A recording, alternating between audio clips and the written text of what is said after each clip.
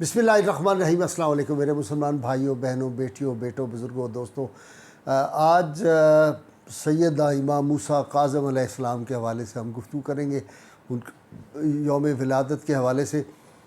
एक तो बात ज़हन में रखें कि सैयदना इमाम मूसा काज़िम अलैहिस्सलाम जो हैं ये हज़रत इमाम जाफ़र सादिक़ अलैहिस्सलाम के साहबज़ादे थे, और इमाम जाफ़र सादिक़ के उलूम की अज़मत का अंदाज़ा इससे लगा लीजिए कि इमाम आज़म हनीफ़ा फरमाया करते थे वो जो 2 साल मैं इमाम जाफ़र सादिक़ की खिदमत में रहा हूँ वही मेरी ज़िंदगी का हासिल है। मैं अगर वो 2 साल ना गुजारे होते तो मेरी ज़िंदगी जो थी वो रायगां चली जाती। सैयदना इमाम मूसा काज़िम अलैहिस्सलाम को अल्लाह ताला ने बेपनाह करामात अता की थी, और आपके ज़ुहद और इबादत रियाज़त और सखावत का ये आलम था कि लोग अब्द साले कह के उनको पुकारा करते थे। इमाम मूसा काज़िम अलैहिस्सलाम मुस्तजाबुद दावात थे। जो दुआ रब ताला की बारगाह में मांगी अल्लाह ताला ने फ़ौरन उनकी दुआ जो थी वो कबूल हो जाती थी। 4 बादशाहों का ज़माना आपने गुजारा, जितना जुल्म और ज़्यादती उनके साथ मुख्तलिफ़ बादशाह करते थे, चूँकि ये दिलों के हुक्मरान थे अहले बैत अतार, तो ये बादशाह हर वक्त लर्ज़ा बरंदाम रहते थे, चूँकि उनकी हुकूमत तो तलवार के ज़ोर से थी, लेकिन इनकी हुकूमत जो है वो मोहब्बत की वजह से और इनके जो अनवार निकलते थे इनके वजूद मुक़द्दस से, उनकी वजह से लोग जो है इनके गर्विदा हो जाते थे। बादशाहों को इससे बड़ा ख़तरा और डर रहता था।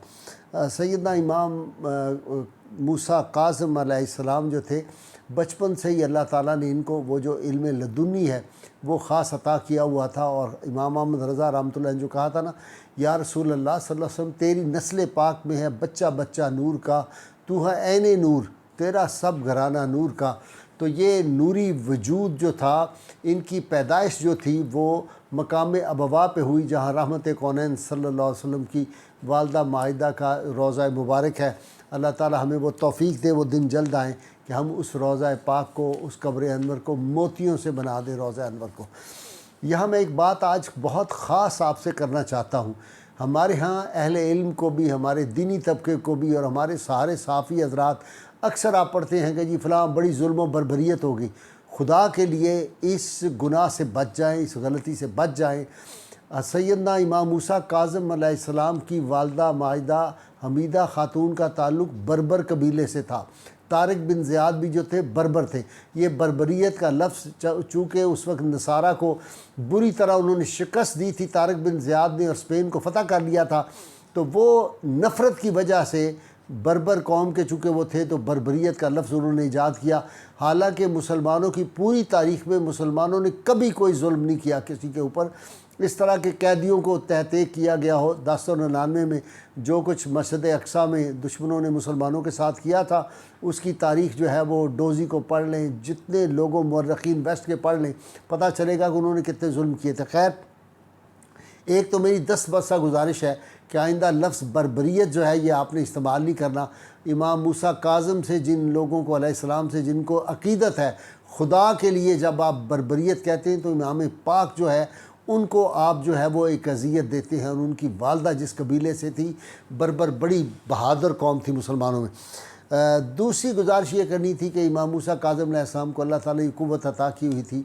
ये जानवरों की ज़ुबानें भी जानते थे और जिन्नात की ज़ुबानें भी जानते थे। एक दिन एक आदमी आया तो यूँ लगता था देखने वालों को जैसे वो कोई परिंदे जो है बात करते हैं या आवाज़ निकालते हैं, तो आप उसी तरह उसको जवाब दे रहे थे। लोग बड़े हैरान हुए जब वो चला गया, तो लोगों ने पूछा हज़रत ये क्या था? आपने फरमाया ये जिन था और जिन्नाती ज़ुबान में मुझसे गुफ्तगू कर रहा था, तो मैं उसी ज़ुबान में इसको जवाब दे रहा था। लोगों ने हैरत से पूछा हज़रत आपको ये जिन्नात की और परिंदों की ज़ुबान आती है? तो फरमाया पता नहीं। आदम अलैहिस्सलाम को अल्लाह ने फरमाया वअल्लमा आदम अल अस्मा कुल्लहा, हमने आदम को तमाम जो अशिया थी उन सब के अस्मा का इल्म सिखा दिया। उससे मुराद ये है कि अहले बैत अतार को तमाम उलूम जो है उनसे वाक़फ़ियत होती है।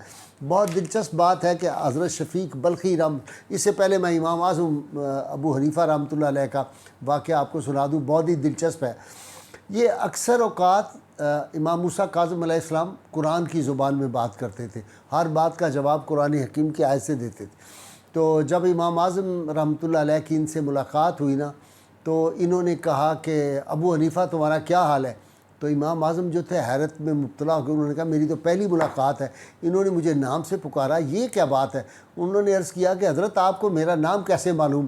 انہوں نے جواباً فرمایا سیما فی وجوہہم، سیماہم فی وجوہہم، کہ وہ جو قرآن حکیم میں آتا ہے نا کہ ان کی جو پیشانیاں ہیں اس پہ سجدوں کے نشان ہوتے ہیں، تو انہوں نے قرآن حکیم کی آیت پڑھ کے تو بتایا کہ تمہاری پیشانی سے جو وہ سجدوں کے نشان اور نور نکل رہا تھا، میں نے اس سے تمہیں پہچانا۔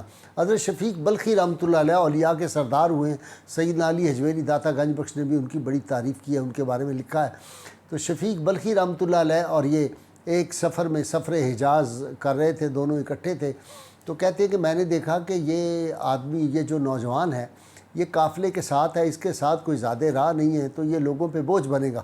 کہتے ہیں جو ہی میرے دل میں یہ خیال آیا، تو یہ تو دلوں کے بھید جانتے تھے نا، بلکہ ان کی نگاہ تو جو ہے وہ لوح محفوظ پہ ہوتی ہے، تو کہتے ہیں کہ فوراً امام موسیٰ کاظم علیہ السلام، میں ان کو اس وقت جانتا نہیں تھا، انہوں نے آیت پڑھی یا شفیقو اجتنبوا کثیرا من الظن ان بعض الظن اسم، اے شفیق زیادہ بدگمانی سے پرہیز کرو، بعض بدگمانی گناہ ہوتی ہیں۔ یہ کہہ کر اٹھ کر چلے گئے۔ کہتے ہیں میں بڑا حیران ہوا، ہم اگلی منزل پہ پہنچے تو میں نے دیکھا وہ عبادت کرتے ہیں اور بہت زیادہ زار و قطار روتے ہیں، اور رقیق القلبی ان کے ہاں بہت ہے۔ میں بڑا متاثر ہوا، میں ان کے قریب جا کے دیکھا تو وہ ایک کنویں سے پانی لینے لگے تھے، تو ان کے ہاتھ میں جو کوزہ تھا، جس کو ہم لوٹا بھی کہتے ہیں آج کی زبان میں، لیکن لوٹا کوئی اچھا لفظ نہیں ہے، کوزہ لفظ ہے یہ فارسی کا، وہ کوزہ گر گیا۔ تو کہتے ہیں کہ وہ جب کوزہ گر گیا تو نکالنے کے لیے کوئی چیز نہیں تھی، کوئی رسی نہیں تھی، کوئی ڈور نہیں تھی، تو انہوں نے آسمان کی طرف دیکھا اور عرض کیا بارگاہ الہی میں کہ یا اللہ میرے پاس تو کوئی سامان اور ہے نہیں نکالنے کے لیے، یہ میرا کوزہ گر گیا ہے اور تو ہی میرا وارث ہے، تو ہی میرا مالک ہے۔ کہتے اتنی دیر میں دیکھا تو پانی اوپر آ گیا اور وہ کوزہ جو تھا وہ آپ نے پکڑ لیا، اس کو پکڑ کے اس میں پانی تھا۔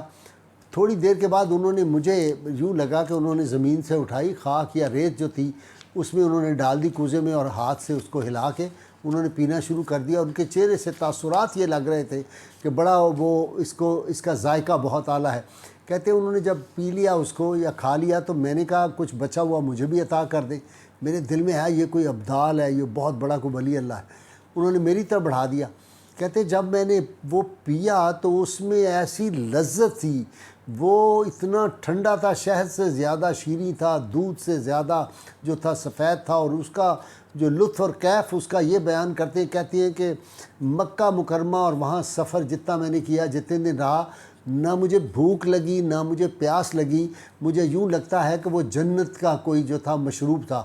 تو ان کے لیے جو ہے وہ لوگوں کو حیران نہیں ہونا چاہیے۔ جناب مریم سلام اللہ علیہا جو تھی وہ نبی تو نہیں تھی، نبی کی والدہ تھی، ان کو بھی اللہ تعالیٰ آسمان سے اتارتا تھا ان کے لیے، اور جناب موسیٰ علیہ السلام کی قوم کے لیے من و سلوہ جو ہے آسمان سے اترا۔ تو اللہ تعالیٰ ہر دور میں اپنے جو نیک بندے ہوتے ہیں ان کے لیے یہ چیزیں جو ہے اتارتے ہیں۔ سیدنا عبد القادر جیلانی کے لیے بھی جو تھے وہ آسمان سے چیزیں اترتی تھی، کھانے اترتے تھے۔ تو حضرت امام موسیٰ کاظم علیہ السلام یہ عظمت و رفت کے اس مقام پہ تھے کہ جب ایک جو تھا راہب بہت بڑا، اس سے جب آپ کا آمنا سامنا ہوا اور اس کی محفل میں اس سے گفتگو ہوئی، وہ بڑی ایک لمبی ڈیٹیل ہے، تو اس نے کہا میں ایسے سوال کرتا ہوں جس کا دنیا میں کوئی آدمی جواب نہیں دے سکتا۔ تو آپ نے مسکراتے مسکراتے اس کے سارے سوالوں کے جواب دیے، جس کے جواب میں ایک بات جو میں نے سنانی ہے اس میں وہ یہ تھی، اس نے کہا مجھے بتائیے کہ جنت کی جو کنجی ہے وہ سونے کی ہے کہ چاندی کی ہے؟ آپ نے فرمایا نہ سونے کی ہے نہ چاندی کی ہے، وہ لا الہ الا اللہ محمد رسول اللہ ہے، جو یہ پڑھے تو جنت کی جو چابی ہے وہ جنت کا دروازہ اس سے کھل جاتا ہے۔ بس اس نے یہ سنا اور پھر وہ کلمہ پڑھ کے مسلمان ہو گیا، اور اس کے ساتھ جو اس کے ماننے والے تھے وہ بھی اس وقت سینکڑوں کی تعداد میں تھے، وہ سارے مسلمان ہو گئے۔ آج کا دور ہوتا تو سیدنا امام موسیٰ کاظم علیہ السلام پہ مقدمہ درج ہو جاتا، وہ کہتے کہ تم نے ان کو مسلمان کیوں کیا، ان کو زبردستی تم نے مسلمان کیا ہے، یا آج تو نہیں کلمہ پڑھتے 90 دن ہم انتظار کرتے ہیں۔ یہ ہمارے صاحبان اقتدار کو غور کرنا چاہیے اس طرف، یہ بہت بڑا گناہ ہو جائے گا اگر اس طرح کی بات کی۔ لوگوں کو رسول اللہ صلی اللہ علیہ وسلم فرماتے ہیں میری امت بڑھاؤ تاکہ قیامت میں فخر کر سکوں دوسرے انبیاء کے سامنے کہ دیکھو میری امت کتنی ہے، اور رسول اللہ صلی اللہ علیہ وسلم کی امت جو ہے وہ 120 صفوں میں سے 80 صفیں تو صرف رسول اللہ صلی اللہ علیہ وسلم کی امت کی ہوں گی۔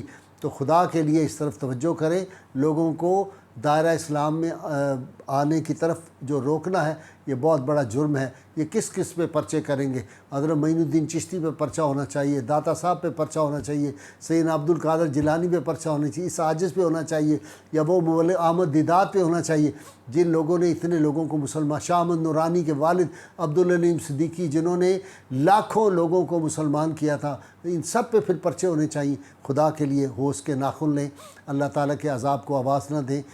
پہلے ہی بڑے مصائب میں دنیا مبتلا ہے۔ اللہ تعالیٰ میرا اور آپ کا حامی و ناصر ہو۔ پاکستان کا مطلب کیا؟